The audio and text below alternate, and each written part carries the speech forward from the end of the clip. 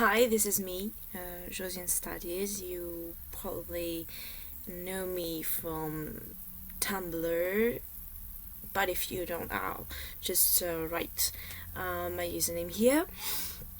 So, I've been asked to do a recent reads video because I'm in a field where I just read a lot. I just actually finished Mrs. Dalloway. There are some parts when you just lose track of everything and you're like, why do I keep reading this? And some parts you're like very into the story. I mean, kinda sometimes it gets you lost and you don't know if you are going to continue reading it. That's why my teacher actually told me that it was very hard to finish, and I'm very happy I finished it actually this morning. I've been reading it since like January, maybe a lot before January, but I have a lot of books to read actually, and I just read 100 books at the same time. I'm not a person that's going to like pick a book and like read it only.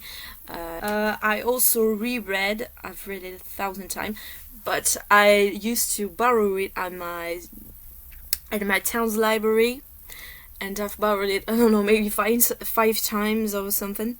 And last time I went to the bookstore and I found it for like, I don't know, like 6 euros, and I was like, maybe I should buy it now. And so I bought it. The Tempest by William Shakespeare. This is my favorite play ever by William Shakespeare. This is my favorite English play, but I haven't read that much actually, because I'm not really a play person. I read Adolphe by Benjamin Constant. It's good. Did kind of interest me more than more novels do, so it's probably better than anything else. I really advise this to anyone who likes 19th century France and 19th century writing, because it's not that much known. It's known, but I mean it's not that much known like elsewhere. I don't see many French majors reading that kind of stuff. Nadja by André Breton. I kind of hate André Breton as a person. As a writer, I don't think he's the best one, but Nadja is definitely interesting, and it definitely raises some good points. You go through the story, you have pictures of the people, of the places, because it's true. It's, you know, you have a picture of Paul Éluard, a picture of Nadja herself.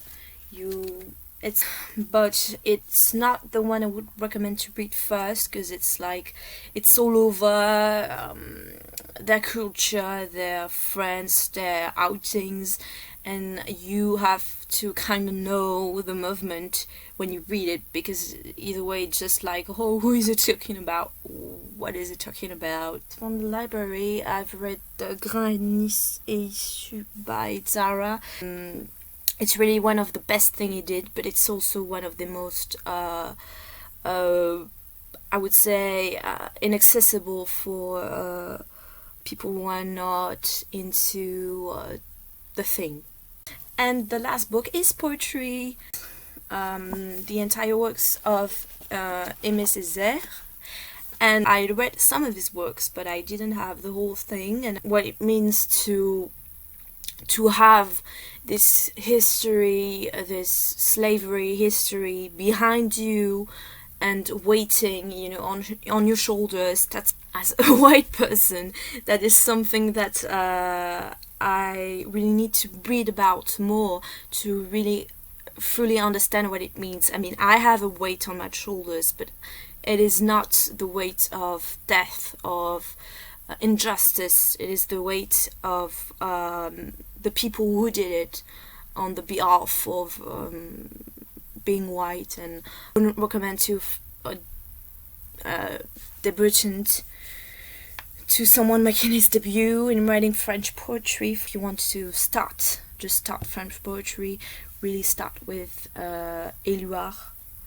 It's very simple, the language is very simple, and it's beautiful at the same time. I think it's the best thing to read if you're just starting with French poetry. I hope you liked that video. See you!